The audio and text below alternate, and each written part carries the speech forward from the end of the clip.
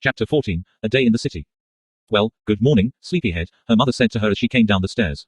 Breakfast is on the table, and please keep the noise down. Your father had a late night last night. Good morning, Mom, Twilight Sparkle tried to say, though it came out more like Gemengelum thanks to the yawn that broke in as soon as she opened her mouth. She looked around, blinking her eyes in the early morning light. Is Sunflower up yet? Oh, yes, she was awake a couple of hours ago. Said she wanted to go for a quick trot around town first thing this morning. Earth ponies are so interesting, don't you think? Up at the crack of dawn and already raring for work. Twilight smiled at her mother's assumption. While it was true that some Earth ponies, such as her good friend Applejack, would often be up and hard at work before the sun even cleared the horizon, she knew for a fact that others, such as Pinkie Pie, woke up only when they were darn good and ready to. Did she already eat? And what's for? Ooh, oatcakes. She scooted up to the table, early morning weariness forgotten. Almost feeling like a filly again, she dug into the freshly prepared cakes. They were just as delicious as she remembered them as being. Oh, no, she said she'd eat and shower when she got back from her exercise. It makes sense, I suppose. If you're going to go running around right away in the morning, you may as well shower afterwards. Twilight mumbled a statement to her mom, who scolded her to not talk with her mouth full. Twilight swallowed her current mouthful and tried again. She must be trying to get some training in before the Iron Pony competition next week, she said. I should probably do some physical training as well, for the running of the leaves. I'm planning on entering again this year, you know. Oh, yes. That's wonderful. You took. It was 5th place last year. Twilight nodded, too busy eating to reply. That's really impressive, dear. Especially in a town full of Earth ponies. The scholarly unicorn smiled and blushed slightly. It was true, her 5th place finish was something she was fairly proud of. She was hoping to do even better this year, though her planned training had constantly been put off for just one more day, typically in order to study. Well, I may not do as well this year, and last year, I probably would have taken 7th, if it weren't for Applejack and Rainbow Dash sabotaging each other the whole way. I'm sure you'll do fine. More cakes. Twilight considered turning the scrumptious treats down. After all, packing on pounds before a big race wasn't going to help her move up in the standings. But then again, how often these days did she get a chance to experience her mother's home cooking? Yes, please. Tilde tilde asterisk tilde tilde. Erin slowed to a trot, and then to a walk, her breath puffing out in foggy clouds. It was much cooler here in Canterlot than it was in Ponyville, probably due to the elevation. She shivered with the cold as the sweat ran down her sides. Running through the streets of the city was far different than running through the fields near Ponyville. For one thing, it was louder. She should really look into getting some sort of sneaker-type thing if she was going to keep running on streets early in the morning. Her hooves had made a little bit of a racket. Hopefully, she hadn't woken any pony up. Not that she'd been able to actually run for any great distance at a time. This city definitely loved its architectural diversity, and it was built on many layers, often with spiraling ramps or long flights of stairs connecting the layers together. Erin had spent more time climbing and descending those ramps and stairs than she had actually running. But it was a good workout. She'd been using different muscles than she typically had, and now her legs were pleasantly tired and a bit wobbly.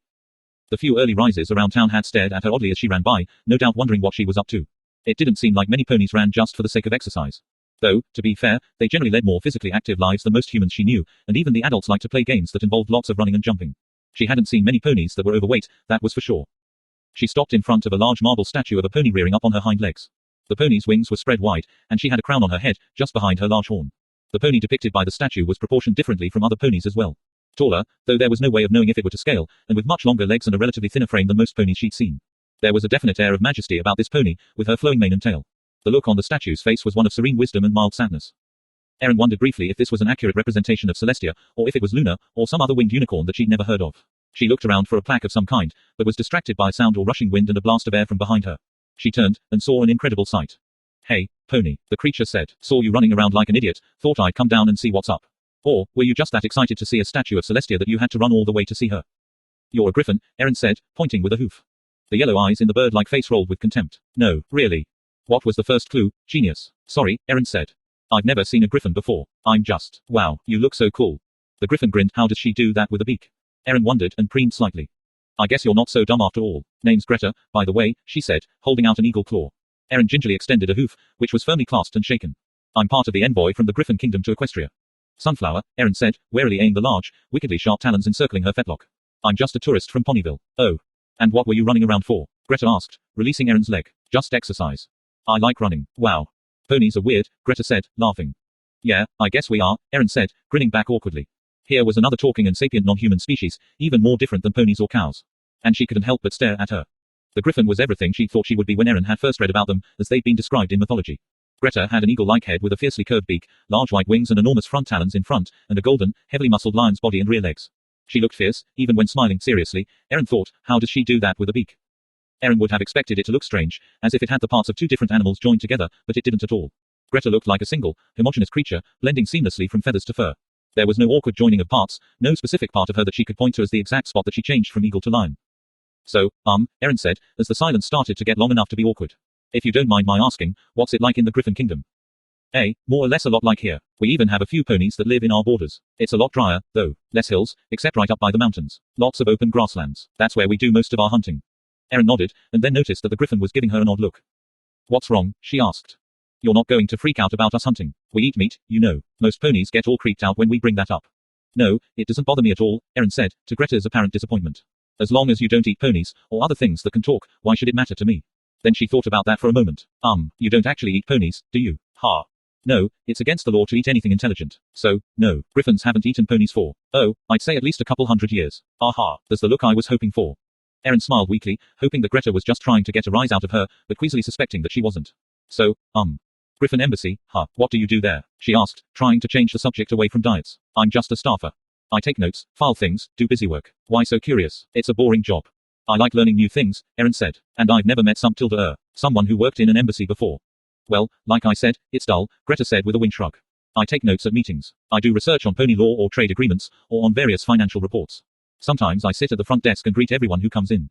That kind of thing. She shrugged yet again, which was impressive with the gigantic eagle wings. It's really dull, but the pay is good. My tour should be up soon, just in time for me to go home and see my eggs hatch, then it's my mate's turn to go find work for a while so I can raise M. Oh, wow, you're going to be a mother. Congratulations. Thanks, I guess, she said noncommittally. I'm not really looking forward to it, it sounds like a gigantic pain in the tail. My own mom said it's a lot different when they hatch and imprint, but right now they're just a bunch of eggs. May as well be rocks. I never really meant to have a clutch right now. I was just having some fun with a guy the first knew, and surprise. Eggs. Oh, well, it's only for a couple of years, I'll manage. It only takes a couple years for griffins to grow up, Erin asked, surprised. Nah, the griffin said with a laugh. Once they get old enough to hunt on their own, they get sent off to the academy. I guess, if I haven't bonded with them by then I probably won't ever see them again. Some griffinesses don't even bother keeping track of their kids once that happens. Oh, Erin said, downcast. It sounded like a really sad way to grow up, but Greta broke in to correct her misapprehension. Don't do that. You ponies always do that, when we talk about how we're raised. I had a great time growing up with the other cubs. Heck, I feel bad for ponies. Sure, you get parents with you all the time, but we had adult griffins around all the time, and you miss out on having dozens of brothers and sisters. My family is huge, and we all keep in touch. Oh. Sorry, when you put it that way, that actually sounds pretty nice. It's just not what I'm used to, I guess. Apology accepted. Anyway, I suppose I should get going back. Greta spread her wings and crouched in preparation to launch, but Erin frantically held up a hoof and shouted, wait. What? The griffin asked, looking annoyed. I just wanted to ask some questions about the embassy. Who runs things on the equestrian side? You mean, who do we deal with? Yeah. Oh, that's easy. It's the Equestrian Ministry of Diplomatic Relations. Anyway, I gotta fly. Later, sunflower. And with that, the griffin sprung into the air and flapped her wings. Erin squinted her eyes against the debris that were kicked up and watched her fly away into the early morning sky. She smiled as a feeling of wonder welled up within her. A griffin. An actual griffin. She always loved mythology, especially the Greek myths, and to have had an actual conversation with a griffin was the coolest thing that had happened to her since. Well, since she'd arrived in Canterlot, really. So, basically since this morning. The cool things kept happening, that was for sure. And now, she had a lead on where to look for answers on who the human representatives would have to talk to in order to establish relations. All she had to do was find out who ran the Equestrian Ministry of Diplomatic Relations, and see what the protocol was for establishing relations. It had been a very lucky encounter. Erin's eyes narrowed at the thought. Maybe it was a little too lucky. What are the odds that she'd be out for a morning run, barely any pony around, and she'd run into someone who happily gave her not only some of the information she needed, but also a fair amount of detail on griffin culture. She thought about that as she began walking back to Twilight's parents' house. Since she'd arrived, she'd had a series of extremely fortunate encounters. She'd met Applejack literally within an hour of stepping into Equestria, and she had provided her with the information she'd needed to establish herself in Ponyville. She'd met Rainbow Dash minutes after that, which gave her insight on what Pegasus were like, and who also suggested where she could look for work. The more she thought about it, her experiences in Equestria so far had been either extremely lucky, or some magical force was guiding her steps. A month ago, she would have laughed at that thought, but now it seemed eerily plausible, which made her shiver in apprehension. She didn't believe it, not quite, but still, after all she'd seen. Of course, if it were just luck, then she was probably due for something unfortunate to happen to her soon. That was not a pleasant prospect, either. With that thought, she looked up, and realized she had absolutely no idea where she was. Chuckling wryly, she began retracing her steps, hoping to find some familiar landmarks. Tilde tilde asterisk tilde tilde. There was a knock at the front door. Twilight put down her father's copy of the Canterlot Times and went to open it, revealing a very relieved and frazzled-looking sunflower. Twilight. Oh, thank goodness, I got so lost. This city is crazy. Twilight giggled, and replied, well, maybe to you, but I was born here. It makes perfect sense to me. Scary, Sunflower said with a grin as she wiped her hooves on the doormat and stepped inside. To think that the convoluted street plans of this needlessly complex city could actually seem normal to some pony. That's amazing. Twilight laughed and shut the door as the mayor walked into the living room.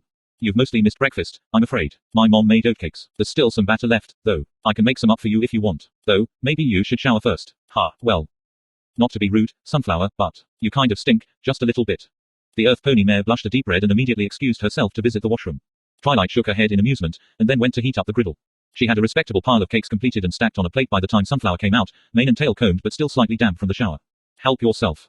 There's butter on the table, and I just warmed up the syrup for you. Wow, these smell incredible. Thanks, Twilight. Twilight watched with mild amusement as the Earth Pony fumbled with trying to pick up a fork, which she eventually did by pinning it between her front hooves. Then she noticed Twilight looking at her and blushed self-consciously. Twilight smiled, then stepped back into the other room, levitating her paper back up to read it. That was something she had noticed the previous day, at the restaurant. Sunflower was very awkward when it came to eating with utensils, more so than any Earth Pony she'd ever seen who wasn't still a foal. Just another in a long line of mysteries about the mare. She glanced over the top of the paper at her guest and saw that Sunflower was eating slowly and clumsily, but managing not to make a mess. Twilight sighed and tried to return to her paper, but she was finding it hard to focus. After rereading the same paragraph for the third time, she grunted with exasperation and put the paper down, opting to stare out of a nearby window, instead. Sunflower had asked for her to ignore her condition. It was a difficult thing to do, but Twilight was determined to make the effort. Still, it nagged at her, incessantly. How did it happen? What, exactly, had happened? Why would Sunflower not want a cure? Why didn't she take every opportunity to fix it? And, even more so, what was she hiding? Any questions about her life before Ponyville were answered either vaguely or not at all. Trusting your friends and respecting their boundaries was one thing, but this was bordering on the ridiculous. Sunflower, Twilight said, suddenly. The green-eyed mare looked up at her with a mouthful of oatcake. I want you to know. I want to be your friend. And I respect that there are things about your past that you don't want to talk about, things you want to keep secret. Sunflower looked guilty at this point, which was another thing that Twilight had noticed. Whenever her past was brought up, she looked guilty, like she was hiding something. She watched as the Earth Pony quickly swallowed her mouthful of cake in an apparent effort to reply. Twilight held her hoof up to forestall her. I want to let you know that it's okay. Really, friends have to respect a friend's boundaries, and I understand that. She caught the relieved look on the mare's face, and continued with, but friends also trust one another with their secrets. You don't have to tell me everything, and you don't have to tell me anything right now, but I hope one day you'll trust me enough to share some of your past with me. Sunflower was staring at her plate. With some alarm, Twilight noticed that the mare seemed near tears.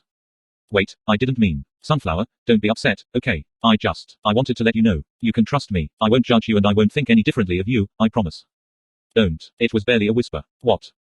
Don't promise that. Sunflower drew in a deep, shuddering breath. Still staring at her plate, she continued. I promise, Twilight. I'll tell you everything eventually. Not now, because I just can't. But I will. Then she muttered something under her breath that Twilight thought might have been, I owe you that much. There was a long pause. Twilight noted that the atmosphere in the dining room had become beyond uncomfortable. Okay, well. Good talk, I guess. She started edging away from the melancholy mare at the breakfast table. I'm just going to go, up to my old room for a bit, okay? Then we can go shopping, if you want. You said you wanted to do some shopping today. Sunflower nodded, still downcast. I'll take you to some good stores I know, okay? And, in a little while, my mom should be back with Spike, and we can hit up Donut Joe's for some donuts. I kind of promised him, they're his favorites. I used to go there all the time when I was studying at Celestia's School for Gifted Unicorns, and I got to be on a first-name basis with Donut Joe, the pony who owns the place. He makes the best donuts and I just realized I'm babbling, so I'll head upstairs now, okay? Okay. And, with that, Twilight fled from the awkward situation to the relative safety of her old bedroom. Tilde asterisk tilde tilde. The diminutive unicorn's hoof steps rattled up the stairs, and then a door opened and closed. Erin stared at the oatcakes in front of her. They were delicious, but her appetite was totally gone. The ones she'd already eaten sat like lead in her gut, and there was the burning sensation of unshed tears behind her eyelids. She fought with herself, even now. She so desperately wanted to tell Twilight what was going on that it burned in her. For the most part, she was able to put those thoughts out of her head. But after being confronted like that, they were front and center. She was miserably depressed, but also angry. Angry at Dr. Welchik for forbidding her to talk. Angry at humanity for needing to come here, and at the Black Tide for making it necessary. But mostly, she was angry with herself for making friends just to lie to them and to string them along without ever really returning their friendship. Twilight was right, friends trusted each other, and friends share. She wasn't sharing, so how could she consider herself to be a friend to them? What kind of person makes a friend for the sole purpose of getting information out of them? She should have avoided making friends in the first place. It was better to be lonely than to face this kind of guilt. If there was Nopony close to her, then there would be Nopony to deceive. The oatcakes were cooling on the table in front of her. With a sigh, she laboriously picked up her fork once again and began eating. She had no appetite, but she wasn't going to be rude and leave the food half-eaten on the table. Things weren't going to get better by acting all depressed and mopey, after all. And she still had a mission to finish. It was time, she decided, for her to stop being so angsty, and to just deal with the situation as it was. When Twilight came back down, she'd pretend like nothing happened. They'd go shopping, they'd go get donuts with Spike, and they'd have a great time. She shoveled a forkful of oatcake into her mouth. She didn't even taste it. Tilde asterisk tilde tilde. The room was decorated with a white and purple checkerboard floors, and greyish-blue walls. The drawings taped up on the walls were childish and mildly embarrassing. Various stuffed animals, dolls, and toys decorated the shelves, keeping the large collection of children's books company. The magenta curtain canopy bed itself had more pillows on it than any sane pony would ever require, with a few more stuffed animals sprinkled in. I remember it being bigger, Twilight thought with a sigh. She'd been flipping idly through some of her old books for about half an hour, now, skimming through and looking at the pictures, which had a side effect of triggering wave after wave of nostalgia. Sighing, she put down her current book, which had a story involving a young colt trying to bake a suit of clothes out of bread for no adequately explained reason. She was just about to pull out another when she heard the front door open and her mother's call asking if any pony was home. Bracing herself, and hoping that Sunflower had recovered from her earlier upset, Twilight stepped down the stairs and greeted her mother. The older mare had several large shopping bags levitated in the air around her. She was amused to see Spike perched on her mom's back, like he often was on her own. "Did you have a good time, Spike?" she asked, as the purple dragon hopped down. "Oh, yeah. After we got the groceries, we went to the park and she bought me ice cream. We had a lot of fun. And he was a perfect little gentleman. So helpful," her mother said, patting Spike on the head. The little dragon beamed at the praise. "I'm just going to go put these bags in the kitchen." The older mare trotted away, and Twilight heard her greet Sunflower, who replied back with what sounded like good cheer. The lavender unicorn sighed with relief, glad her guest was in a better mood now. Hopefully, she could avoid spoiling it again. Then she heard her mother's voice say, "What are you doing?" "No, you don't need to do that. Put the dish down. You're a guest, you don't have to clean up. Put the dishes down, and back away from the sink, missy." Twilight grinned as she heard her mother's falsely stern voice coming from the kitchen. Scolding, but in a joking manner, her mother chased Sunflower out of the kitchen, ending with, "Now, you go keep Twilight company, and make sure she stays out of trouble today. I don't want to find out she's been playing in the fountains again." Twilight whined, "That was ages ago. I was too." Spike giggled, and Sunflower grinned sheepishly. There was another awkward moment, as both she and Sunflower stared at their hooves for a while. Spike looked back and forth between the two of them, picking up on the uncomfortable atmosphere. "Sue," he said, breaking the silence. "How about that weather? Read any good books lately? What do you think the Trottingham Titans' chances are of winning this year's Hoofball Cup?" Slightly annoyed, Twilight frowned at him. "What are you talking about, Spike?" "Just making small talk," the dragon said with a shrug. "I figured it was better than sitting around in an uncomfortable silence." Twilight was about to scold her assistant when she heard a chuckle from Sunflower. She looked up to see the Earth Pony mare smiling at the little dragon, a smile she soon shared. "I'm going to have to buy the little guy an extra donut," she thought. Out loud, she said, "Well, maybe we should get to shopping. We only have half a day left before we have to catch the train back to Ponyville. That is, if you want to make it back by a decent hour." "Yeah, you're right," Sunflower said slowly. Spike, were you going to come with us?" "Nah," he said, "I've done enough shopping today. Besides, your mom said she was going to bake cookies, and that I could help." "I thought you wanted donuts," Twilight asked, confused. "I do. But I want cookies, too." Twilight frowned at her assistant while Sunflower laughed. "All right, but if you're going to have donuts as well, then you only get one cookie," she said sternly. "Or," Spike whined. "No, you'll make yourself sick with too many treats. Remember the ice cream incident. But one cookie or no cookies, Spike. Which is it?" "One, I guess." "Sheesh, Twilight. Way to take the fun out of the day."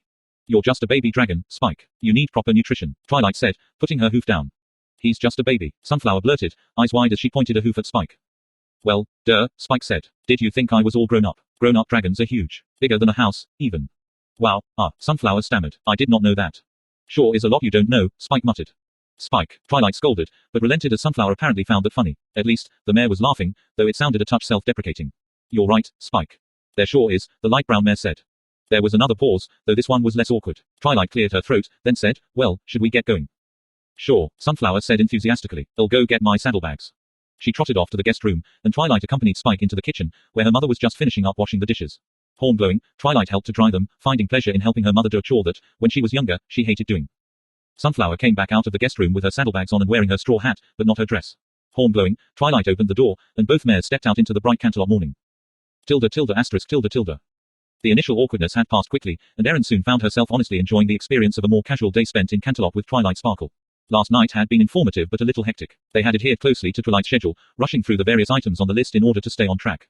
Today was a day just for wandering and for poking their noses into various neat little shops. So far, she had bought very little, mainly because they had spent a good hour or so just in one bookshop. Erin had to practically drag Twilight out of there, and the librarian had purchased so many books that they had to drop them back off at her parents' house, just to avoid being overloaded.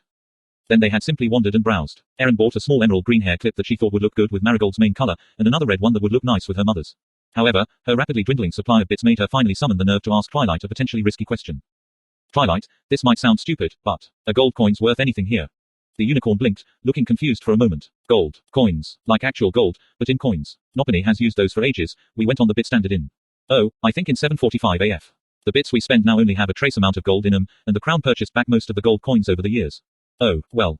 I have a bag of them," she said, eyeing Twilight warily. "They were given to me when I left home. I guess they didn't know that I couldn't spend them here." "Wow, really? How strange. I didn't know there were any villages still using gold coins."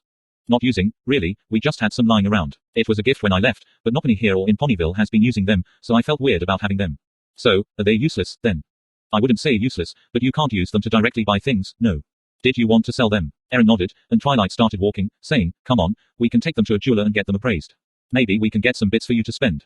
Erin grinned happily and trotted off after her friend. Then she hesitated. Not friend. She had no right to call Twilight a friend. Her good mood slipped a little, but she pushed the grin back onto her muzzle and trotted off after the small purple unicorn. Shortly after that they stopped into a jeweler's store and walked up to the pale blue unicorn stallion behind the counter who stared down his nose at the both of them. Erin dug her bag of gold coins out, and the shopkeeper's jaw nearly hit the counter as he levitated first one coin and then another in front of his disbelieving eyes. Ahem, he said finally, apparently over his shock. Well, the coins are pure gold, but of course there's a fee for transferring them to bits. I could give you, oh, let's say 3 bits per coin. I don't think so, said Twilight. The legal exchange rate is more like 20 per similarly sized coin, and these are larger besides. Ah, the stallion said, a spark of interest in his eye. But one has to take into account the fees and taxes involved. I imagine I can go as high as 4, in that case. No deal, Twilight said firmly. The taxes only apply in regards to your profits, and there are no fees for transferring gold to bits. 19. My dear Philly, you wound me. And yet, I feel I can manage to find compassion enough in my wounded heart to raise my offer to 5 per coin. 5. Twilight seemed offended, and then the haggling began in earnest. Erin watched as the two argued fiercely, with the stallion bringing up the woes of a poor shopkeeper, and Twilight mentioning how cruel he was to try and steal from a poor filly from Ponyville, who had barely a bit to her name. Offer after offer was rejected, and the discussion gained in intensity, until finally a price was reached, 11 bits per coin. Erin was ecstatic with the amount of wealth coming towards her, and very glad she'd brought Twilight with her. The small unicorn was a fierce bargainer, and Erin doubted she'd have been able to do anywhere near as well. The blue unicorn counted out 10 bars, which were apparently worth 100 bits each, plus 100 bits for smaller purchases. Erin's coin purse was now pleasantly heavy in her saddlebag. As they turned to leave, the stallion behind the counter called out after them. It was nice seeing you again, Miss Sparkle. Don't take so long between visits, next time. It was nice seeing you too, Professor Nimbus. Life as a shopkeeper suits you. Not quite the hustle and bustle of university life, certainly. I'm actually able to sleep at nights. Twilight laughed and waved, and she led a very confused Erin out of the shop. Wait, she said as they exited. You know him. Oh, yes. He was my economics teacher back at Celestia's school. We didn't just learn magic, you know. But what was all that about? Oh, just a little bit of fun. I came here because I knew he'd give us a fair deal, but he'd want to argue about it first. Anyway, you've got a bag full of bars and bits. Let's keep shopping. It was just too ridiculous. As Erin trotted next to Twilight, she couldn't help but laugh. Tilde tilde asterisk tilde tilde. It was starting to get late. Sunflower had filled up her saddlebags ages ago, and now had many of her purchases slung and strapped across her back. Twilight envied the Earth Pony's endurance. She would have collapsed hours ago. Of course, she would have probably just used her magic to carry everything. Most of Sunflower's purchases were in the form of gifts for other ponies, apparently. Twilight helped to advise her on purchases for some of her friends, including an apple brooch for Applejack and a super deluxe Wonderbolts gift pack for Rainbow Dash. They stopped in a party supply store for Pinkie Pie. There was also one store, a curio store, where Sunflower had asked for her to remain outside.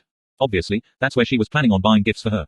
She pretended she didn't know, and Sunflower pretended that she didn't know that she knew.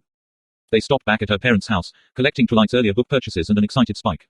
After a quick stop at the local FedEx in order to have their purchases shipped to Ponyville, they turned their hooves in the direction of the fabled Donut Joe's Donut Shop. Spike kept up a chattering monologue the whole way, talking about the great time he'd had at the house, and the terrific new cookie recipes he'd learned. Twilight rolled her eyes, suspecting that the young dragon's hyperactivity could be explained, at least in part, by the violation of the one cookie rule. Still, she was in a pretty good mood, so she decided not to pursue the subject. Twilight cracked the door open to the store, and the delicious smell of freshly made donuts wafted out. Joe was behind the counter, as usual, and greeted them warmly as they arrived. It was after the typical rush, which was according to Twilight's plan. She disliked coming during the busy hours, as the shop would be packed with peckish ponies. They purchased a box of assorted donuts, which Sunflower proclaimed as delicious, eating 3 of them in short order. Which amused Twilight and horrified Spike, who quickly grabbed more donuts for himself from the rapidly dwindling assortment. Small talk commenced, which mostly consisted of Sunflower asking Twilight about her life in Canterlot so far. However, the Earth Pony Mare had hesitantly raised one subject. I ran into a griffin named Greta today, she said. It was during my morning run. She said she was with the Griffin Embassy. Oh. That's interesting. Did she mention anything about what the job was like? Mostly boring, according to her, Sunflower said, laughing. But it did make me wonder, how do those get started? Embassies. Sunflower nodded, and Twilight considered a moment before considering. Well, I know it's the Ministry of Diplomatic Relations that runs all the embassies. I forget who the head counselor is. Oh, wait, no. I remember. It was in my father's paper this morning. High Counselor Rosie Oates. I guess she runs the whole thing. Oh, that's interesting. I wonder how a new nation would get an embassy set up, she asked, oddly casual. Well, if I remember my civics lessons correctly, they'd just send an ambassador to the ministry building in High Canterlot, near the palace. Why do you ask? No real reason. Idle curiosity. I'm going to have another donut, she said, and Spike moaned in dismay as she did so. Twilight laughed at the little dragon's reaction, and to mollify him, she bought another box of donuts just to take home. But you don't get to eat any until tomorrow. No, Spike, she said sternly as he protested, I mean it. You filled up on nothing but sweets so far today, and that's okay, since it's a special occasion, but you're done for the night. Sunflower also purchased a box of donuts, apparently to share at the guest house the next day. Twilight wondered if, now that she had a decent amount of bits on her, if she'd be looking for her own place to live now. Surely, she couldn't want to stay in the guest house forever. Celestia's sun had been down for a while when Twilight said that it was time to go. Sunflower slid the box of donuts carefully into her saddlebags, and Twilight levitated hers. They arrived in the train station with plenty of time to spare, which Spike didn't seem as pleased with as she was. It's cold out, Twilight, he whined. It's not that cold. Don't be such a baby, Twilight replied. How come whenever I want to do anything you don't want me to, I'm just a baby, but whenever I act like a baby, you tell me not to? Spike asked sourly. Well, Twilight didn't really have a response for that. Here, Spike, Sunflower said, providing a welcome distraction by pulling a green scarf out of her saddlebag. Spike gratefully wrapped it around his neck and head. Thanks, Sunflower, he said, voice slightly muffled by the scarf. No problem, Spike, the mayor replied, giving him a hoof noogie. That was going to be a present for somebody else, but it suits you, so you can keep it if you like. Thanks, he said, enthusiastically, hugging her around the leg. Wait, does this mean I get one less present, now? Spike, Twilight scolded, but Sunflower just laughed. Don't worry about it, kiddo. I probably bought Marigold too many gifts as it is. I'm sure she won't mind giving up that scarf to a poor, cold, baby dragon. Awesome, said Spike, snuggling into his scarf. Shortly after that, the train arrived. The ponies and baby dragon all climbed aboard and made themselves comfortable.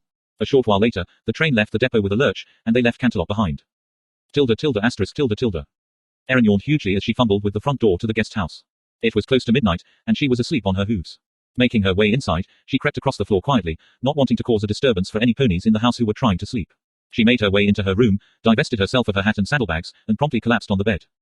Dear Dr. Velchik, she mumbled, then stopped to yawn. Sorry, eventful day today. Too tired to go into details. Saw a griffin, she was awesome. Found out the procedures for establishing an embassy in Canterlot. Review today's recordings for the information, but the summary is as follows. Visit the Equestrian Ministry of Diplomatic Relations in High Canterlot.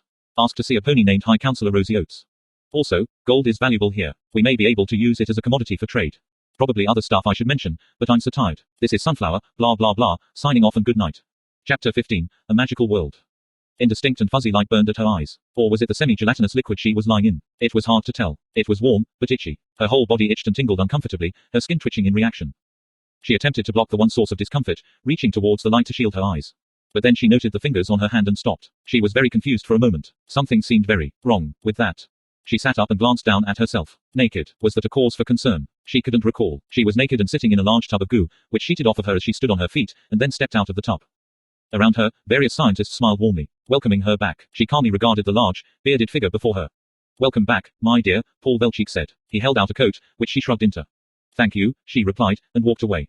The corridors of Project Harmonix loomed large around her. They must have remodeled. The halls weren't this tall before, or this wide. She left the Ascent laboratories behind her, looking for something. She wasn't sure what, but she'd know it if she saw it. More scientists. Standing with clipboards and watching her, occasionally taking notes. Their faces were expressionless, or perhaps judgmental. Had she failed them some way? She couldn't remember, but she felt a twinge of shame all the same. The emitter room, she thought, standing in front of it. There was something she was supposed to see here. A pair of scientists, wordless, moved to block her way. You can't come in with that, they told her. Erin looked where they pointed. My tail. Yes, get rid of it. She walked away, confused and mildly ashamed. They weren't supposed to see her tail, she realized. She should have hidden it. She walked around the corner and then tucked her tail up under her coat uncomfortably and walked back. The scientists regarded her with matching frowns. It's gone. See, she said, indicating that there was no tail in evidence. Still, she was afraid that something she couldn't see would give her away. She could feel it, pressed up against her back. They examined more closely, almost rudely. No, extremely rudely. She felt a surge of anger and humiliation, mixed with the anxiety that she might be found out. Finally, grudgingly, they stepped aside and nodded her in. Enter the emitter room. A large window hung in the air, suspended in nothing, showing a green countryside. Her heart ached for it. But that wasn't it. There was something else here to see. And suddenly she saw it. Or, rather, her. Standing on a mesh grate, with each hoof tied with rope through the mesh. A lavender unicorn with a magenta streak in her mane looked at her with wise and knowing eyes. You're here, the unicorn said. Am I? She replied. Yes. Why are you here? Because what we did for you, can be done for her, a male voice said, and there he was again. Dr. Velchik, who signaled someone off to the side. A switch was thrown, and the grate raised in the air, the unicorn on top. Not struggling, not fighting, apparently unafraid, but she was afraid. She turned to the man beside her, who was watching the unicorn impassively. What are you doing to her? She asked Dr. Velchik. I told you, he replied, and the grate was lowering, into another vat of goo, like the one she herself had climbed out of. Stop, she said. Her voice sounded calm, but she was pleading. Please, don't do this. Did you know you have a tail? He asked her, disapprovingly. She glanced and saw it was true. It had slipped out of her coat, bushy and brown, just as she remembered it. Tails aren't allowed here. That's why we're doing this. She looked at the unicorn, who gazed back knowingly, serenely. Not accepting fate, but not fighting the inevitable. I'm sorry, she said to the unicorn. I know. But does it matter? She replied. Her hooves entered the liquid, which oozed up through the holes in the grate. And still she descended. I can stop this. Can't I? Can you? The unicorn asked, knee deep already. The machinery started knocking and clanking. Can you really stop this, Erin? Erin, she replied. Twilight, you can't know that name. Isn't it your name? Yes, but you aren't supposed to call me that. What should I call you then? Twilight asked, submerged up to her chest now, and still sinking. Sunflower, she said, pointing to the window suspended in the air. The field in view was full of them, as far as the eye could see. So pretty, Twilight said with a sad smile, only her neck and head still showing. It could have meant something, too. Can't it still? Not if it's a lie. She looked back. The sunflowers were gone, just ashes left. She looked back. Only Twilight's head was still visible. Erin rushed ahead, trying to stop what was happening. The scientists in the room all stopped to stare at her, muttering in harsh disapproval. She didn't care. She reached out, but she was slow. Too slow. Her hand closed around the air where Twilight's horn had been just a moment ago. She stared at her closed hand, a feeling of tremendous loss echoing inside of her. Well, said a voice behind her. She looked back. Dr. Velchik loomed above her. If you want to be a pony so badly, I can arrange that. He lunged at her suddenly, and she shrieked as her head was plunged into the vat of sludge. Her breath caught in her chest as her eyes snapped open. She stared ahead, frozen, for a long moment. Then she exhaled and tried to begin breathing normally. She held her arm out in front of her. Still a hoof at the end. She was still a pony. And she was still in the guest house. Okay, she said, shuddering, to the room at large. No more chocolate-sprinkled donuts right before bed. Never, ever again. Tilde tilde asterisk tilde tilde. Unlike most of her dreams, which faded away almost as soon as she woke up, that one stayed with her for days.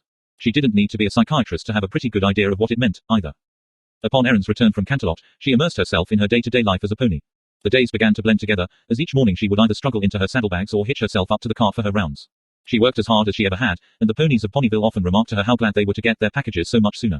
FedEx's stock amongst the locals was definitely on the rise. The weather around Ponyville remained nice during the day, though the mornings were colder.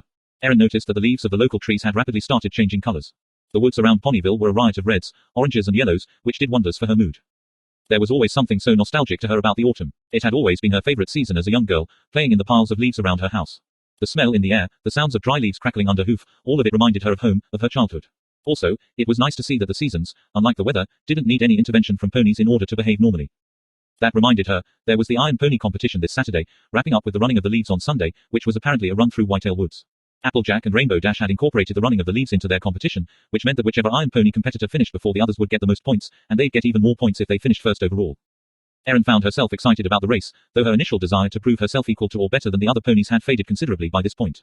It would still be fun, and it wasn't like she needed an excuse to run and exercise. Now that she had a fair amount of bits saved up, she had decided to splurge. On Monday she'd stop by the Carousel boutique after her shift was over and talk to Rarity about what she wanted. Erin ended up deciding on 3 dresses, a dark green one that would be slightly heavier for the coming colder weather, a casual yellow one, and one very elegant dress that she could wear to formal functions. All told, it would cost her slightly less than 300 bits, but Erin considered that to be well worth the price. The dressmaker had asked her to return on Wednesday for a final fitting before the garments were sewn. She reflected that she could have bought dresses in Canterlot, but none of them had the simple elegance or flair of the dress that Rarity had previously made for her. They're all trying too hard, she told Rarity, who looked up at her with a smile as she was pinning fabric around Erin's body. This particular dress was the formal one, and would be a dark burgundy in color.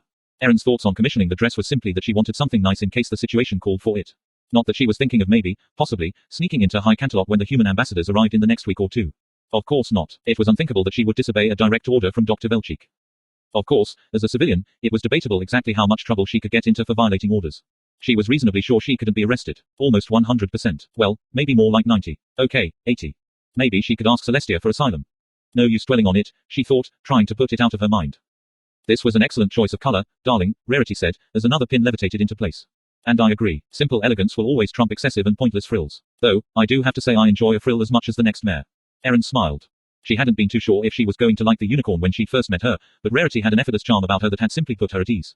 And that was no simple task when she was standing on a pedestal and being meticulously measured and examined. Would it be alright if I had you keep these dresses here for a while after they're completed? She asked. Rarity raised a questioning eyebrow at her. Of course, dear. But may I ask why? Well, I don't have a lot of space in my room at the guest house. I'm currently looking for an apartment somewhere in town, but until I find one, I don't want to ruin these dresses by trying to shove them all into a small closet or dresser drawer. Oh, indeed not, Rarity agreed with a shudder. Any luck finding a place of your own? A little, yes. There's a lovely little house on the outskirts of town that is leasing the top floor, which I'm seriously considering. But I'll have to wait until the mayor that lives there now moves out at the end of the month. I was hoping for something sooner than that, but honestly, there doesn't seem to be much in the way of room.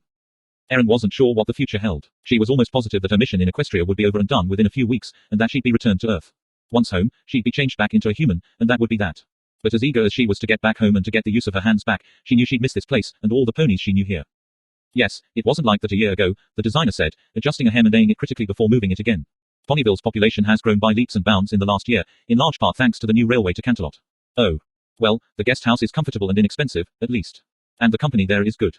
Rarity gave a small noise of agreement, still fixated on the dress. Erin decided to remain quiet for a while, to let the designer work without distraction. Finally, Rarity announced the piece completed, and helped Erin to slip it off before placing it on a dressmaker's dummy prior to sewing. Say, Rarity, Erin said, remembering something. Could I ask you a question? Why, of course, darling, Rarity said, stepping back and eyeing her creation critically, with one forehoof pressed up under her chin. On the ride back from Canterlot, I saw Cloudsdale off in the distance, and it reminded me of something Twilight had said a while ago, about how you all visited the city. Oh, ah. Really? The dressmaker looked distinctly uncomfortable, for some reason. What else did she say? Only that you were there to cheer on Rainbow Dash, and that she'd cast a spell to give you wings, and another for the other ponies to walk on the clouds. I was thinking of visiting there, someday. Were those very difficult spells? Ah. Well, the one that gave me wings was difficult enough that dear Twilight could only cast it on me, giving me the most lovely iridescent wings you can imagine. As she's the most magically talented unicorn I know, if Twilight struggled with it, then it must be a very difficult spell indeed. The cloud walking spell was quite a bit easier, from what I understand, though it's not a spell I can cast myself. Oh. No, I'm afraid not. My talents lie along the lines of fashion and fabulosity, not cloud walking. You'd have to find a unicorn who had talents related more to weather or air than my own, I'm afraid. Wait, magic isn't just magic? Erin asked, confused. Then she blushed. I'm sorry, that probably sounds really ignorant. Not at all, darling, Rarity said, smiling kindly. You're not a unicorn, and I understand there weren't any where you grew up. Erin nodded, mildly surprised Rarity had heard that. She must have gotten that story from one of the other ponies she told it to, most likely Twilight Sparkle. Well, as you know, we all have our special talent. And, with unicorns, that guides and directs our magic, probably in much the same way you're familiar with as an earth pony. Different ponies had different skills where you're from, yes. Erin hesitated, then said, yes. It was largely true, after all. Different people had different talents. She, herself, couldn't sing worth anything, but she could draw fairly well. As a human, at least. Well, my talent lies along the lines of art and design. Which is why I so love fashion, naturally. Any pony can learn well enough to operate a sewing machine and make a simple garment, but to study the science of it, to make something remarkable out of ordinary materials at hoof, that's my talent. And sir, my magic exhibits itself in such a direction. How do you mean? Erin asked, intrigued. Well, my magic helps me to alter fabrics to my design, as well as helping me to find gemstones and precious metals if needed. My special talent gave its first overt display when I was a mere filly, before I had received my cutie mark. Would you like to hear the story? Erin perked up. A chance to hear a story about how a pony chose her cutie mark. She had to hear this. Yes, I mean, yes, I would. Very much. Such enthusiasm. Well, if you like, we can retire to the sitting room to continue our conversation. I'd like to make some tea, if you don't mind, as I'm positively parched. Oh, of course. I don't want to take up too much of your time, though. Don't be silly, my dear. I can certainly take the time to talk to someone who is not only a customer, but a friend of Twilight Sparkle and Applejack. As you're friends with them, I would like to consider you a friend as well, if you don't mind. Erin opened her mouth to reply, then hesitated. If she befriended Rarity, that would be another pony she had to lie to. But what else could she do? Say, no, I don't want to be your friend. So, instead, she forced a smile and said, I would like that very much, Rarity, and thank you. If Rarity had noticed her hesitation before answering, she made no comment about it. Instead, she led Erin into a large, airy room, decorated with several chaise lounges, in various shades of red designed to set off the red of the overall room. Inviting Erin to have a seat and make herself comfortable, the white unicorn vanished for a few minutes, returning with a tray holding 2 cups, a teapot, several scones, and both a sugar bowl and a pot of honey. She laid those down on a small table between them and levitated her own cup to her lips. Erin laboriously managed to get her traditional 3 lumps into the cup without making a mess, and raised the cup to her own lips in an upturned hoof. Now, where were we? Rarity asked. Yes, my cutie mark story. Well, you see, when I was a filly, I had been put in charge of the costumes for a production that we were putting on for our parents. The costumes were, well, they were sufficient, but nothing special, and I wanted them to be extraordinary. In despair, I tried everything I could think of to improve them, but there was nothing I could do. For the first time in my young life, I was having doubts about my chosen career. Maybe I wasn't meant to be a fashionista after all. Rarity paused to refill her cup, then levitated the honey dipper out of the pot to drizzle a small amount of honey into her tea. Once again, Erin found herself envying a unicorn's ability to levitate objects. That's when something extraordinary happened. My horn began to glow, all of its own accord, and I was drawn from my room and out into the streets, and eventually out of Ponyville itself. For what seemed days to me, but was probably more like hours, my horn's own magic pulled me along. But I knew that, wherever my magic was taking me, it was leading me directly to my destiny. Of that, I was quite certain. Rarity laughed, then, a warm sound of remembered nostalgia. You can imagine my surprise, then, when I came to a halt in front of a large rock. For a moment, I felt crushing disappointment. My destiny was a rock, a plain, old, boring rock. But then there was an explosion of light and color, and the rock cracked, and then split open. Inside, there was the most fantastic assortment of gemstones I'd ever seen. She stopped to nibble daintily on a scone, which Erin had already discovered to be a delicious apple flavor. These are quite tasty, are they not? I purchased these this morning from dear Applejack. Erin nodded and murmured agreement. The explosion, of course, was Rainbow Dash performing her first ever sonic rainboom. If you haven't seen her perform one yet, then I advise that you ask her to do so at some time. It really is a remarkable thing to see. In any case, the gems had given me a fantastic idea. I brought home as many as I could, hauling them both with magic and with my own muscle. I attached them to my costumes, and that was my first experience with true success in the world of fashion. I had succeeded beyond my own aspirations. I really could be a designer. When I fully realized that, I felt a slight tingle along my flanks. And, to my utter joy, my cutie mark had appeared. Rarity turned her head to gesture at the 3 diamonds on her flank, which was a good thing, as she missed Erin's dumbfounded look of incomprehension. Cutie marks just appeared. Ponies didn't select them. They weren't some kind of tattoo. That was clearly imp. She shook her head. Just roll with it, Erin. She thought to herself. She had herself largely composed. Rarity gave her a slightly odd look. She quickly slapped a smile on her face. That's a lovely story, Rarity. And thank you for telling me that. Any thoughts on what your sister, Sweetie Belle, was it? What her cutie mark might turn out to be? There's no way of telling what a cutie mark will look like before it appears, of course, though I'd hazard a guess that it would have something to do with her remarkable singing voice. She also has a gift for musical composition. Of course, nobody can simply be told what her natural talent is, she has to discover it for herself. It's the epiphany, the realization, that causes the mark to appear. But, rather than look inside to find out who she is and what she loves, she seems convinced that if she and her friends simply try enough random things that she'll simply stumble onto her special talent. Rarity sighed, continuing with, we, meaning Applejack and I, keep trying to tell our sisters that a cutie mark comes from who you are, and not what you do. But sadly, our advice falls on deaf ears. She set her cup down and looked up at Erin. And what of you, my dear? How did you gain your cutie mark? Erin froze up. Stupid, stupid, she thought at herself furiously. You should have known that she might ask when she offered to tell you hers. Her mind raced, but she couldn't think of anything. So, she did what any pony might do in that kind of situation, stall for time. I'd be happy to, Rarity, but before I do, and not to be indelicate, but may I use your restroom? Oh, of course, my dear. Up the stairs, first door on the left. Erin climbed the stairs, trying to exude an air of calmness. Inside, though, she was panicking. She let herself into the tastefully decorated restroom and closed the door, and almost immediately started to hyperventilate. The words oh, crap, kept repeating in her head on a loop. She cast her gaze frantically around the restroom, noting the seashell-shaped guest soaps, the fluffy white towels with Rarity's name embroidered into them in purple, the watercolors of paintings on the walls, the window, the large, clawed bathtub. Wait, window. She trotted over to it, eyeing it thoughtfully. It was large enough, she could easily open it up and slip through. There was a drop of maybe 10 feet on the outside, she'd probably be fine. Maybe a sprain, but she'd be fine. For a wild, brief moment, she honestly considered it. But, no, she'd run into Rarity again, eventually. Escaping now, as tempting as the thought was, would only delay and massively increase the awkwardness. She had to think of a cutie mark story. Something realistic, and based only on Rarity's story. What did she know about cutie marks? According to Rarity, cutie marks were a measure of who you were, and appeared when you discovered your special talent. She quickly thought through the ponies she knew, what they did for a living, their cutie marks and what those marks might mean, making a mental list. Rarity, fashion designer, 3 diamonds, meaning, art and design twilight sparkle, librarian, pointy star thingy, possible meaning, a compass of some sort. Maybe she liked stargazing, meadowlark, open ledger, ran the guest house, possible meaning, has to balance books and run the house Applejack, worked on an apple orchard, 3 apples, meaning, she worked on an apple farm, duh. Rainbow dash, weather team, cloud with a rainbow lightning bolt, possible meaning, she flies and goes fast. Mr. Parcel, manages FedEx, parcel with flames, possible meaning, he likes to make fast deliveries. She reviewed a few more as well, ponies she'd met but didn't know as well. One thing she could determine was that a cutie mark often, but not always, had something to do with a pony's job. Which was good, because she had no idea how she was going to tie together package delivery and a sunflower. It seemed to have more to do with the pony's passion, what drove them, what they truly cared about. Erin considered herself frankly. What were the things she cared about? What were the things she was passionate about? She made another mental list, considering each item before rapidly discarding them. She enjoyed being with and talking to friends, but who didn't? That didn't make her special, and she wasn't exactly passionate about it. She enjoyed seeing movies, but that was a problem because, as far as she'd seen so far, ponies didn't have movie theaters and, again, she wasn't passionate about it. She liked music, but was completely terrible at singing and couldn't play any instruments even with hands. The only thing she could think of that she was passionate about right now was saving humanity, and doing it in a way that the ponies would be minimally impacted. But even if she could share it, she doubted that would qualify as a cutie mark story. She was frantically aware of the clock ticking. She couldn't stay in here forever. Finally, she remembered something that had happened when she was a little girl, something that had made her happy. Maybe a quick adaptation of it would make for a good story.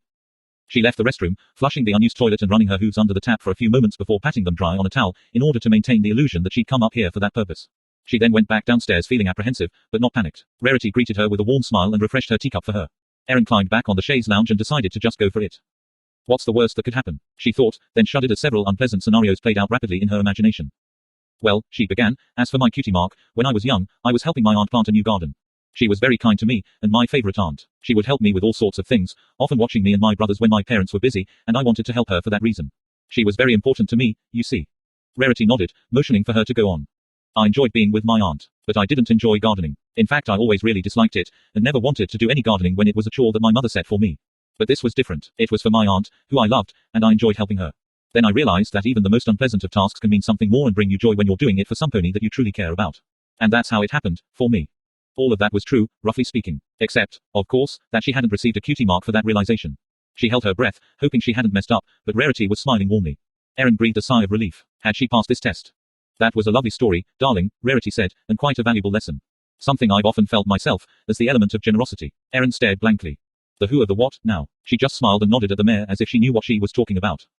They chatted for about a half hour longer, with Erin mainly keeping the unicorn talking about herself.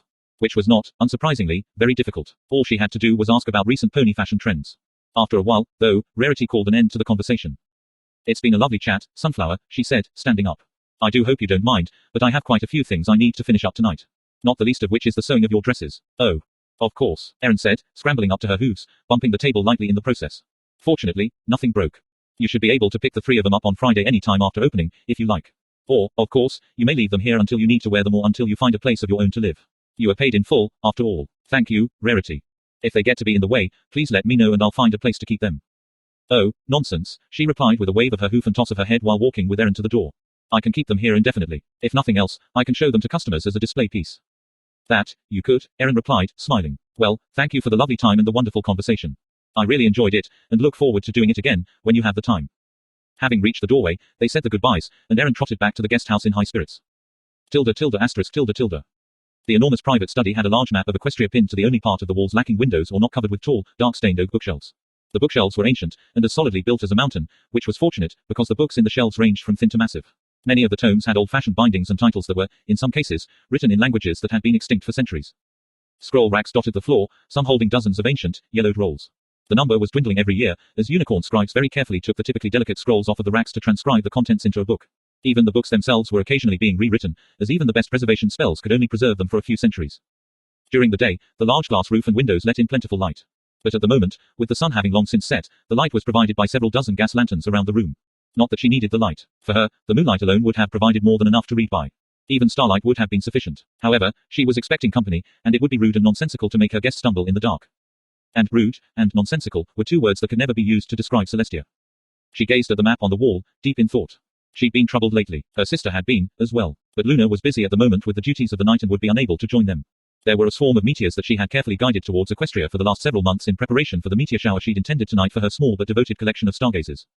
Celestia smiled at that thought. While most ponies still did sleep through the night, there were quite a few who would delay or eschew altogether the traditional bedtimes of their hard-working ancestors, specifically to stay up and enjoy her sister's night sky. And that number was growing, slowly but steadily. Many ponies would now often stay awake at least 1 or more nights in a week, just for the magnificence that Luna would display. She knew that her own favored student, Twilight Sparkle, often stayed up later than she should, simply to gaze at the stars. Celestia was very pleased about that. During her sister's exile, she had raised the moon and had generally kept things on course. However, she was well aware that she lacked her sister's artistry and quiet grace with the night sky. Ponies who had, for generations, considered the night to be nothing special were now finding a sweeping beauty and grandeur that had been lacking before. There had even been a large number of artists who had painted vistas of the night sky which, she was informed, were largely instrumental in getting even more ponies to venture outdoors at night. Luna, initially taken aback by the unaccustomed praise, had responded like a flower opening to the sun. Each night became more subtle and lovely than the last, a reflection of the night princess joy. It amazed Celestia, and it touched her heart, that Luna wasn't lonely. Not anymore. The ponies of Equestria truly loved her, and Celestia could think of nobody more deserving of that love than her dear sister. Still, such artistry kept her incredibly busy. Luna wasn't one to repeat a performance, if at all possible. While the night sky stayed largely the same each night, Luna was constantly planning small changes, enhancements, and, occasionally, meteor showers, simply for the pleasures of the ponies who braved a sleepless night to appreciate the efforts of the earnest princess. A small part of Celestia wished that her sister put less effort into the night sky, if only so that they could visit and talk more regularly. A quiet knock at the door interrupted her thoughts. Her guest had arrived. Celestia called out for her to enter, and a stark white unicorn with pink eyes walked confidently through the door. Celestia smiled at her former student, pleased at the difference in her demeanor now, as compared to how she carried herself as a filly. Moonlight Glimmer had been a shy creature. Self-conscious about her odd coloring and eyes, she'd avoided interacting with other foals her age, and had become quite withdrawn and introverted. Though Celestia hadn't been her direct mentor like she now was with Twilight Sparkle, she had taught some of the classes that the albino filly had attended. She'd done what she could to encourage and reinforce the filly's confidence. And Moonlight Glimmer had bloomed, from a quiet filly who was easily overlooked, to the confident scholar she was now, and one of the sharpest minds Celestia had known in the last century. As she was thinking that, Moonlight Glimmer tripped over a footstool, stumbled and fell flat on her muzzle. Celestia winced in sympathy. The unicorn was brilliant, it was true, but she wasn't the most observant of ponies, and was unfortunately clumsy as well. Whoops. Haha, sorry about that, the scholar said as she struggled to her hooves, her blush highly visible under her white coat. I should pay more attention. As long as you are uninjured, Moonlight Glimmer, then that is all I care about. How have you been? Very well, Princess, thank you for asking. The school is doing well, too. We finally found a replacement for Professor Nimbus, a relatively young mare named Aurora. And, with her help, we've discovered what happened to those missing funds. It was a simple accounting error, which we found during an audit. That is wonderful. Very good news. But now, I'm afraid, I have to talk to you about something more serious. Oh. Nothing dangerous, I hope. We shall see. I'm uncertain, as is Luna. Very strange things are happening in Equestria these days, the likes of which I've never felt before. Perhaps I should start at the beginning. Celestia studied the map once again, gathering her thoughts for a moment before speaking. Let us start this way. Tell me what you know of the Vale of Equestria. Moonlight Glimmer nodded, and began speaking. Well, to put it simply, the Vale of Equestria is a metaphor that we use to describe the logical separation of our realm from other worlds. Within its bounds, it contains the whole of what we would call reality. Not only this world, but the sun and the moon, all the stars, and the vast night sky. Outside of the veil is the chasm, sometimes referred to as the void or the infinite unknown. though, usually as just the chasm. And across the chasm are other veils, surrounding other worlds, which we know about only because those veils sometimes brush against our own, causing a ripple. Or, very rarely, a fissure, where part of the alien world and part of ours overlaps, and you can actually step from one world to another. Is that what you meant, Princess? Very good, Moonlight, Celestia said with a nod. And that is the reason I brought you here today. There is one thing that isn't well known, not because it is a secret, but simply because it is rarely relevant. And that is that Luna and I can both sense ripples when they happen within the borders of Equestria. Oh. That's fascinating. What's that like? A sense of unease. Almost of being watched, or like an itch of the mind. The problem is that we get that feeling, but it is difficult to ascertain where the ripple is coming from. Which makes this current situation all the more concerning. Why? What's happening? For the last several weeks, there have been an unprecedented number of ripples occurring with alarming frequency all over Equestria. Where, in the normal course of things, we sense a ripple or two in a decade, and a fissure once every few centuries, for the last few months we have been sensing 1 or 2 ripples a week, along with perhaps a half dozen or more actual fissures. That is unprecedented, Moonlight Glimmer said with her eyes wide. What could it mean? I'm uncertain, Celestia said with a small frown. It could be a coincidence. Though, if that were the case, it would be one the likes of which neither I nor my sister have felt in all the centuries of our lives, or read about in the histories of our world. If we discard coincidence, though, then we must look at it as either the result of a natural change or as a deliberate action. We may be facing some kind of interdimensional catastrophe, or we may be on the verge of an invasion from another world. Moonlight Glimmer gasped at the thought. Either could spell disaster for Equestria. Is there anything we can do to stop it? She asked. Yes, there are a few things we can do. I'm working with my sister and several of the court scholars to try and find a way to strengthen our own veil, to prevent further fissures from happening. It will require considerable power to cast those spells, though. It will make things much easier if we knew more about the particular nature and potential threat posed by these ripples. And sir, I must ask you a favor. Anything, Princess? As I mentioned before, we only get the vaguest of notions as to where the ripples are forming. Typically, they are too brief for us to more than register them before they are gone. However, with as many as we've been sensing recently, we believe we have finally been able to narrow down the most likely place where the majority of these ripples are occurring. The majority, Moonlight Glimmer repeated. Yes. They are happening all over Equestria. However, the greatest concentration of them, by far, we believe are happening fairly close to Ponyville. I see, the albino said, nodding. And you would like me to go there, in order to determine what is happening? Yes. I believe that you have the talent needed to sense the ripples yourself, provided that you are close enough to one as it happens and know what to look for. Also, I would like for you to take Professor Clostrom with you. I thought he'd retired. He has.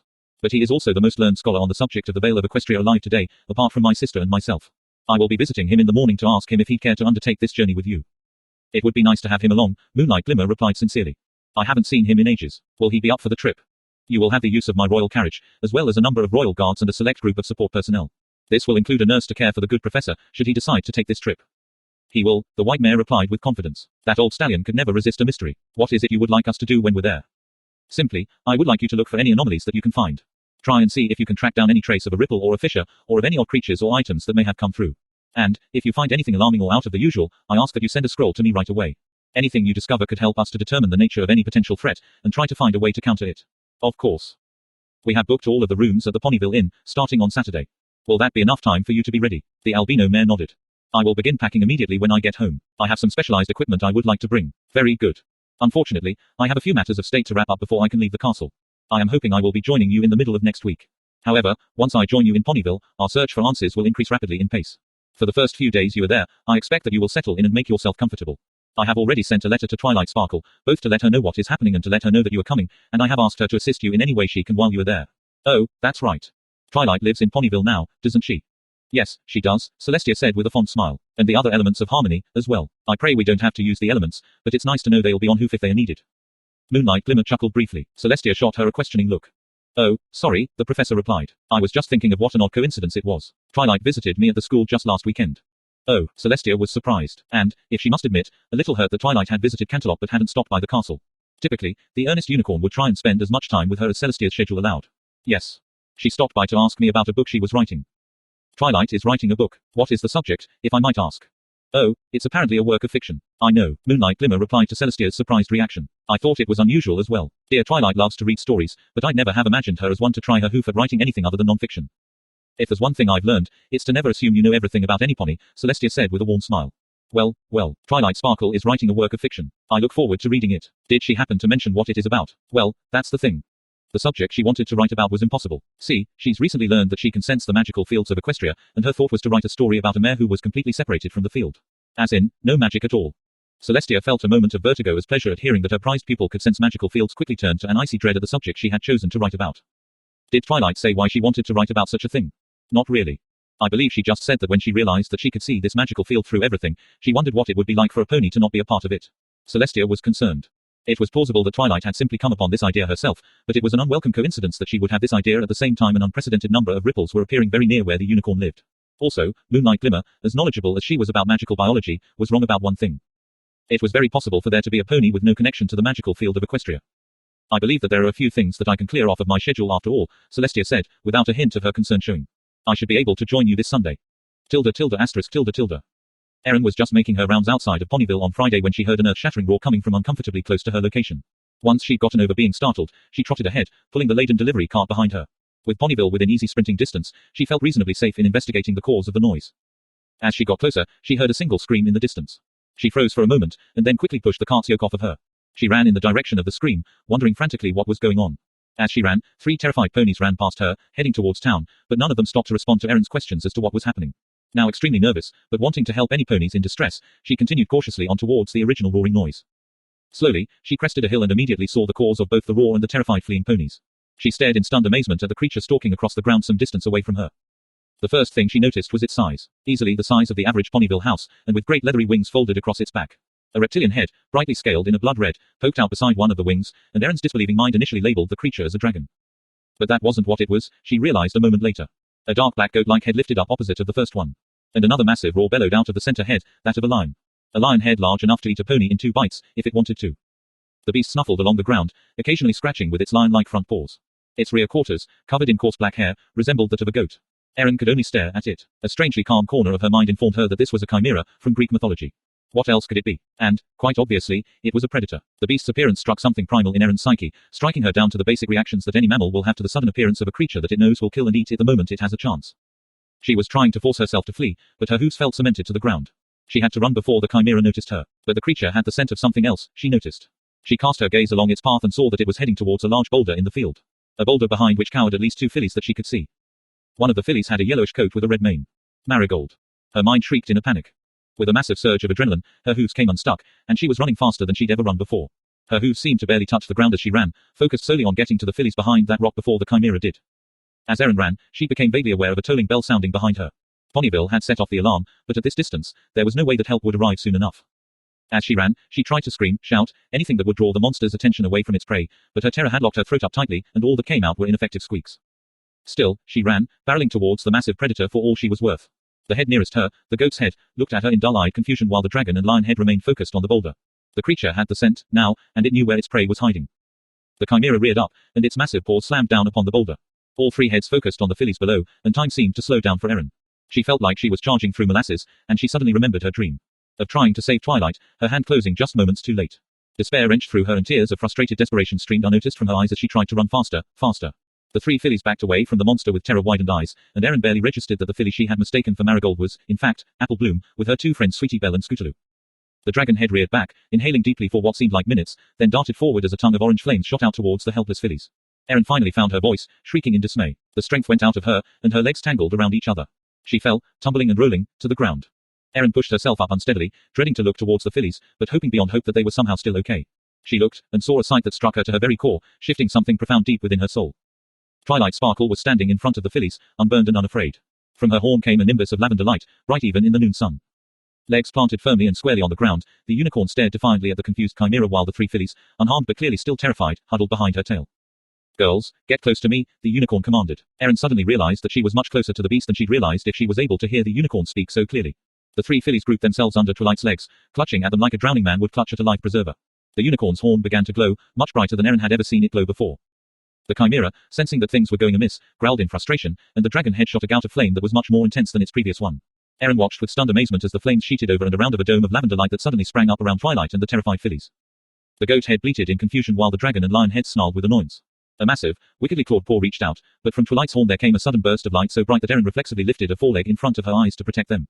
When she lowered her leg, Twilight and the others were gone. Not dead, not burned, but entirely gone. The chimera, robbed of its meal, roared in frustration from 3 heads simultaneously. Sunflower, get out of there, Twilight's distant voice shouted behind her. Erin spun and saw that the unicorn mare was now on the distant hill behind her. She wondered briefly how the unicorn had gotten there, and then she heard a low, rumbling growl behind her. Without stopping to look back, Erin ran. That reaction saved her life as 2 gigantic paws slammed down where she'd been just a moment before. Terror energized her as she ran blindly, not thinking of anything but self-preservation. It slowly sank in, as the fear ebbed somewhat, what she was doing. She was running directly towards Twilight Sparkle, who still had the terrified fillies with her. Behind the unicorn was Ponyville, and more innocent ponies, and Erin was leading the monster right to them. She angled to her left, which allowed the chimera closed in behind her, huffing and panting through 3 mouths at once, as it closed some of the distance. She kept circling until she completely lost sight of Ponyville, and the forest loomed ahead of her, several hundred feet away but getting closer. It was the forest that she'd been warned about, the Everfree, but it didn't matter. If she could get into the trees, she'd at least have a chance of escaping. Pouring everything she had into running in a straight line, she felt a euphoria overtaking her as she realized that the chimera was falling steadily farther behind. I can do this, she thought, almost giddily. Then there was a loud and puzzling humph sound behind her, followed by a sound that reminded her oddly of sails catching the wind. A massive shadow engulfed her. Oh, right. Wings, she thought with dismay. With growing dread, she realized that she probably wouldn't make it, now. She could feel the damn thing getting closer to her, she could swear she felt its breath on her tail. That's far enough, buddy, a rough voice called out, right before the sound of a meaty impact and a roar of pain. Erin was tossed off of her hooves as a shockwave rumbled along the ground. She rolled back to her feet and looked behind her to see the chimera lying less than 10 feet away, flat on its belly in the dirt. On its back, directly between the massive wings, was one extremely angry-looking rainbow dash. The Pegasus sprang up off of the beast, bucking the lion's head directly in the snout as it tried to raise itself off of the ground, using the buck to boost her momentum as she flew away from the crashing jaws of the goat head as it tried to snag her. The dragon head, beady eyes fixed on the retreating Pegasus, began drawing in a deep breath. Erin didn't even remember making the decision to charge it, but suddenly she was there, closing the distance in the blink of an eye. She planted her left front hoof, spinning her body round in a pirouette. Planting her 4 hooves, she delivered the hardest kick she could to the bottom shock dragon's jaws, knocking the fiery blast off target.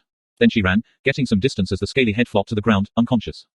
Behind her, the chimera was getting groggily to its feet, still slightly stunned by the crash to the ground. Before it could rise fully, a lasso shot seemingly out of nowhere to tighten around the goat head. The rope yanked hard to the side, causing the beast to stumble and collapse onto its left side. Erin's eyes followed the rope to a furious-looking Applejack, who was pulling hard on the rope clenched in her teeth. The horned head bleated in distress, and the lion growled in acknowledgement as it tried to rise up and pull back. It didn't make it, though. A heavy iron chain, engulfed in a mystical lavender light, wrapped itself tightly around the right wing and front leg, binding the 2 limbs together. The chimera roared in frustration as it tilted over once again, this time to its right, scrabbling with its remaining limbs. Another chain, this one wrapped in a blue aura, wrapped similarly around the left wing and front paw. The beast crashed chest first into the grass, effectively immobilized, as the rear goat legs dug furiously but ineffectively at the ground. The center lion head glared and rumbled at Twilight Sparkle, who had immobilized the beast's right side. The goat head on the left snapped at Rarity, in spite of the fact that the unicorn was standing much too far away for it to reach. The ponies stared back, unwavering and showing no signs of fear towards this creature that could have eaten any of them in 2 bites. Erin couldn't believe it. These ponies had immobilized such a massive, dangerous creature, and they'd made it look almost easy. She felt laughter welling up inside of her, sheer joy mixed with the aftermath of terror and an adrenaline high. Hey, Sunflower, a voice chirped as Pinkie Pie popped up beside her. Are you okay? Ah. Ha ha ha. Ah, hi, Pinkie, you startled me. Yes, I'm fine. Is every pony else okay? Oh, yeah. It hasn't managed to hurt any pony yet, but it sure scared the living daylights out of Daisy, Lily and Rose. I swear, those 3 are, like, Ponyville's early warning system or something. Pinkie grinned at her, and Erin smiled back, still giddy. And still worried, as she was trying to keep one eye on the bound chimera as well. Pinkie noticed that and laughed. Oh, don't worry about Mr. Snarly Snappy Flamey guy over there. The girls have got him. We're just holding him down while we wait for our secret weapon to arrive. Secret weapon. The pink pony said, pointing with a hoof. Erin blinked in surprise as the yellow, pink-maned Pegasus landed lightly in front of the snarling, drooling creature on the ground. The dragon head was still unconscious, and the goat's head was still being pulled sharply off to the left by Applejack, but the lion head stared at the Pegasus with red-eyed fury. You, the Pegasus said, in a voice that radiated a pure fury that Erin wouldn't have guessed any pony to be capable of, let alone Fluttershy. How dare you attack ponies? The lion head blinked in surprise. Erin guessed that this wasn't how these things typically went for the massive predator.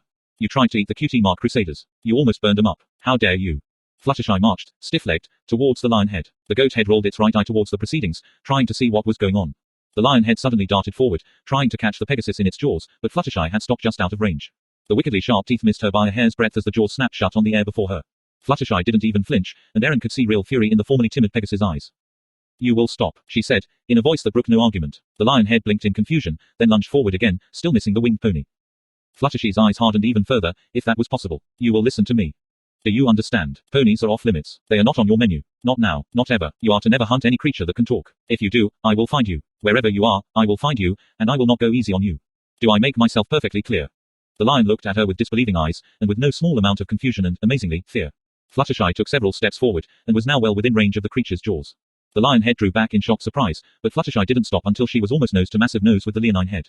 Her bright turquoise eyes bored into the chimera's bloodshot brown ones, not blinking. I said, do I make myself perfectly clear? Erin's breath caught in her throat. She was expecting the massive head to lunge forward and bite the Pegasus in two. In fact, she opened her mouth to protest, but a pink hoof suddenly covered her muzzle. In confusion, Erin looked over at Pinkie Pie, who just shook her head and said, watch. Erin glanced back at the chimera, still feeling the dread she felt before, but now with a sense of wonder. She was actually able to see the exact moment when the creature's will snapped. The head lowered, and it gave a piteous whine. Fluttershy stepped back and regarded the monster critically. Well, she said after a long moment, since you haven't eaten any pony that I know of quite yet, I suppose we can let you go. But you are to fly straight back to the Everfree Forest. And you are never, ever to come back. Do you understand me? Completely cowed, the tawny head nodded. Fluttershy nodded towards the 2 unicorns, who unwound the chains from the chimera's limbs. With a quick snap of her head, Applejack pulled the lasso off of the goat head. The massive beast lurched to its feet, stumbling slightly. All the ponies around it maintained a state of wariness. Applejack glared daggers at it, while swinging her rope in case she needed to cast the lasso around it again. Rarity and Twilight held their chains at the ready, prepared to disable it, if needed. Erin noticed for the first time that Rainbow Dash had returned, hovering in the air behind it and apparently ready to pounce again at the slightest sign of aggression. Pinkie Pie, on the other hoof, was completely relaxed and, astoundingly enough, had produced a bucket of popcorn that she was eagerly munching hooffuls of. Want some? She asked Erin, who shook her head in dumbfounded disbelief.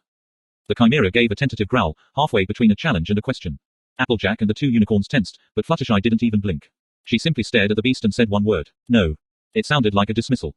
Like the Chimera wasn't even worth her time. The lion's eyes dropped to the ground, and the goat's gaze did the same a moment later. Erin noted, with some alarm, that the dragon head was starting to rouse. Remember, said Fluttershy sternly, I gave you one last chance. And this is it. The lion head whined and the goat head bleated. The dragon head, newly woken and somewhat bleary, regarded the other 2 heads with muddled surprise. Then it focused on the butter-yellow Pegasus in front of it. With a wicked grin, it began to inhale.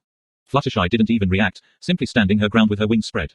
The goat head noted the dragon's activity and bleated with alarm, and the lion head suddenly darted out and closed its jaws around the draconic snout just as it started to breathe fire. The flames spumed out of the scaled nostrils, and Scaled Head yelped in pain, pulling back and shaking itself frantically to get the flames out. The lion head glanced warily at Fluttershy, as if to see what her reaction would be. When she didn't move or say anything, it unfurled its great wings and launched itself into the sky. The dragon head gave a grunt of surprise and glanced back towards the seemingly helpless lunch that it was inexplicably leaving behind. The lion head growled at it, and it kept on flying slowly and resentfully towards the forest. Rainbow Dash, Fluttershy said. Yo, the Pegasus replied. I think our friend needs a little encouragement and a reminder that Ponyville should be left alone. Do you think you can manage a sonic rainboom? In my sleep, she said with a joyful laugh, snapping a quick salute before shooting straight up into the air. A moment later, there was a massive boom. Sound. A rush of wind nearly knocked Erin off her hooves once again, but she barely noticed that. Her eyes were fixed on the rush of colors expanding in a circle from the Pegasus flight path, a circular rainbow of incredible beauty and magnificence. The colors rushed rapidly away from the center point, and Erin made out a rainbow trail streaking away like a missile, Rainbow Dash at its head. The shock wave hit the fleeing chimera, bowling it over as it bellowed in fear and distress. It righted itself, and began flying away in a much more vigorous fashion than before. But Erin barely even noticed that. She was staring at the rainbows. One, a vertical line arching through the sky, followed the rainbow-maned Pegasus as she flew at an incredible speed. The other, an expanding, horizontal ring of almost liquid color, rippling and changing as it spread across the sky. It triggered something in her, something she hadn't felt since she was a little girl and her father had taken her to her first fireworks festival. She had snuggled into her father's lap, and he had wrapped his arms around her, making her feel utterly safe, in spite of the dark night and the strangers all around. Then, the first of the fireworks had shot up into the sky, exploding into amazing patterns, the color and sound melding into one breathtaking instant in her mind. Then another, and then still more, as the night sky was transformed into a riot of color and sound. She had stared in as complete joy and wonderment at the sight of the fireworks then as she was staring at the rainbows now. That feeling that she'd never felt since, and was convinced she would never feel again, was now growing once again in her heart. And, for the first time in her adult life, in fact, for the first time since she was a little girl in her father's lap, Erin found herself firmly and truly believing in magic, down to the very depths of her soul. And, after that, nothing could stop the laughter of pure, undiluted joy from pouring out of her. Pinkie Pie hung a leg around her neck in a casual hug. Yeah, she sighed, I remember my first sonic rainboom. Tilde tilde asterisk tilde tilde. Several hours later, and the party was still going strong. Pinkie had insisted. It was a chase the scary monster away save the cutie mark Crusaders party, and it seemed like pretty much all of Ponyville had stopped by at one time or another. The mayor had declared the rest of the day a holiday, which helped to enhance the already festive mood, and Pinkie had to set up extra tables in the yard outside of Sugarcube Corner to accommodate all of the ponies who came by, a few just for the cake, but many to congratulate the heroes of the day. Erin, still floating on a fluffy pink cloud of wonder and joy, was vaguely alarmed to find herself categorized as one of the heroes. All I did was run away from it, she protested. That ain't all you did by a long shot. Applejack protested. Apple Bloom saw you charging that thing. You were trying to save, Not to mention trying to lure it away from Ponyville, Twilight Sparkle added. I saw you turn when you realized that you were taking it straight towards us. And you kicked the dragon head in the schnoz when it tried to toast my tail, Rainbow Dash put in. But still, you guys did so much more, Erin protested, blushing. She hadn't planned to do anything heroic. In fact, pretty much the whole thing was a vague blur to her at the moment. She'd been running on pure terror and adrenaline for most of the encounter. You did enough, Sugarcube, Applejack said, hugging her around the neck. When a monster from the Everfree tried to eat my sister, you ran toward it, not away. I wish more ponies could say the same, she added, staring darkly at Daisy, Lily and Rose. I wouldn't be too hard on 'em, AJ, Erin said, quietly. You saw that thing. Charging at it like I did was almost certain suicide. And they ran away, but if they hadn't alerted the town, there's a good chance you wouldn't have gotten there in time to save the girls. She nodded her head in the direction of the Crusaders, who were trying to cope with being in the confusing position of having ponies treat them like minor celebrities for having almost been eaten by a ravening beast. They seemed torn between being proud and being profoundly embarrassed. I reckon, you're right, Applejack said, grudgingly. The party continued late into the night. Erin had far too many cupcakes to be good for her, and when an impromptu band struck up to play some lively tunes, she actually tried dancing, copying Rainbow Dash's moves. Initially clumsy, because she'd never once tried to dance as a pony, she got better quickly, and was soon matching the athletic Pegasus moves with ease.